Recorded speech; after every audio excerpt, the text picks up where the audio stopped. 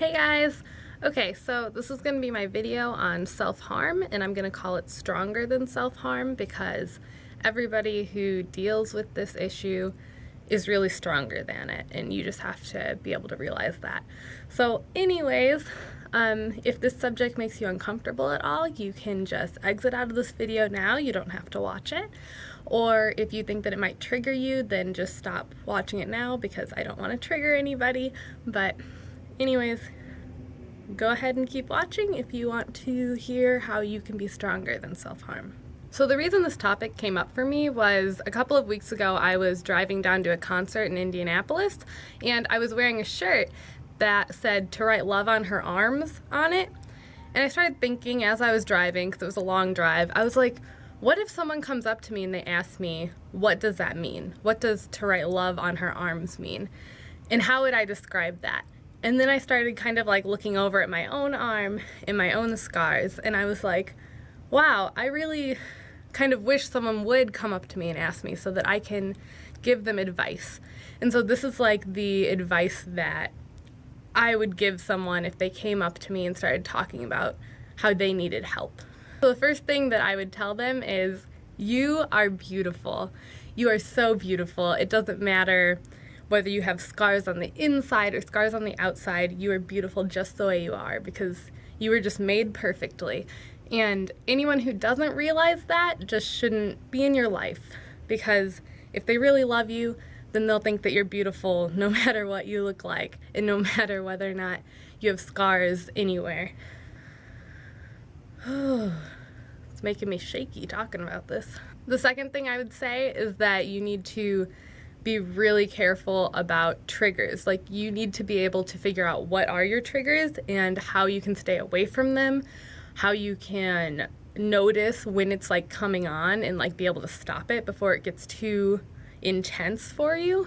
And that's like a hard part, is trying to figure out what triggers you, like exactly like what it is. I don't know if I ever really figured it out, like what exactly it was. I can pick out certain situations, but it's kind of hard. But it's important if you can do it, because then you'll be able to stop those thoughts before they even start happening if you try and stay away from those triggers. A few specific things that could be triggers would be like stress from not feeling like you can figure out your homework. That could be a trigger. People, certain people, if your mom particularly stresses you out, that could be a trigger for you. If she's yelling at you, or if your dad is yelling at you, that could be a trigger. So being able to identify those and controlling them, being able to like tell your parents, hey, when you yell at me like this, that really upsets me and it makes me upset with myself. And maybe if you could just, not yell at me, I wouldn't get so upset with myself. Maybe we should have a adult discussion. Another thing that I would talk about is just removing any tools that you were using to self-harm. Get those out of your environment, because if they're there, you're going to think about it, because you start associating those tools with self-harm instead of whatever they're actually used for in life. So if they're around, you're going to want to self-harm. If they're not around, then it's like out of sight, out of mind. You don't have to worry as much about it because you're not going to see it and just decide that you need to do it. Even when you do start like wanting to do it, if they're out of your reach, like if you don't know where they are, then you won't be able to do it with those things. So a good thing that I had done is I had my mom remove all of the tools that I would use from the house before I came home from college. So I don't know where any of them are in the house, so I can't use them. So that's just really helpful, something you can try out. If you don't feel comfortable having your parents know, you could always have like a friend or something, or just like sibling, I guess. Try and just like remove all of that stuff from your environment, because then you need to break that association. Like, you need to stop associating whatever the tool is with self-harm. You need to start associating it back with whatever its original use was. And the last thing that I came up with was this like little game, I guess you could play, like a tally kind of game. So it's more like every day, if you start to get those thoughts or whatever, you can realize that you're stronger than it and you want to win. And so if you want to win this game, you won't hurt yourself. You won't self-harm. If you want to win, you have to be stronger than it. because it does not control you. It's just its own thing. You control you, and you have the power to get over it and to beat it up and get it out of your life. You have that power. I know you do. And so if you do beat it one day, I think you should keep a little calendar or just like a little list with like your name on it, and then just the word like it or cut or self-harm or something as the other category. And every day that you beat it, like you don't cut, you refrain from it because you're stronger than it, you should put a tally in your category. And so you want to get the most tallies for that week compared to the other category, which is it or self-harm or cut or whatever. So yes. I don't know if that makes sense or not. Maybe I should make a diagram. But anyways, by the end of the week or the end of the month or whatever, you want to have the most tallies just to show yourself that you're stronger than it. You can beat it.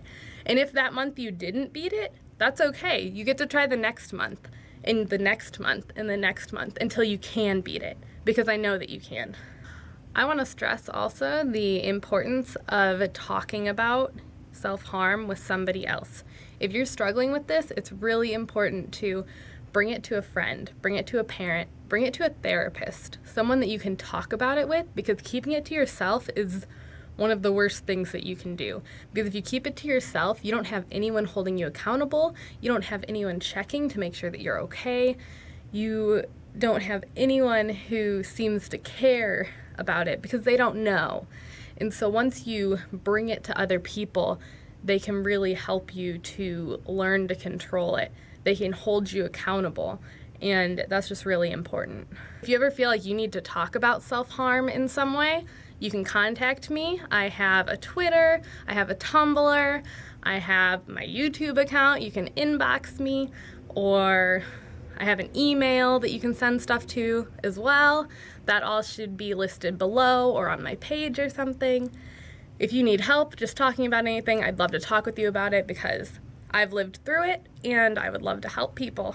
I have this case on the back of my phone as well to write love on her arms. Hope is real, help is real. Your story is important. And your story is important. If you want to share your story, please put it in the comments below or message me. I might make a video about some of them. If you would like your story to be in a video that I make, you can just add that in parentheses at the end of your message or something, and I would love to share your story. Hopefully that all made sense. If you have any questions about anything, let me know.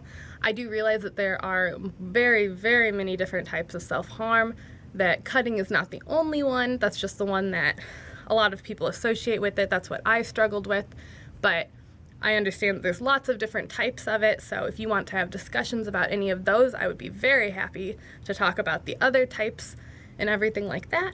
And yeah, I hope that you're doing well. I hope that you're going to be stronger than self-harm. I love you guys. Bye.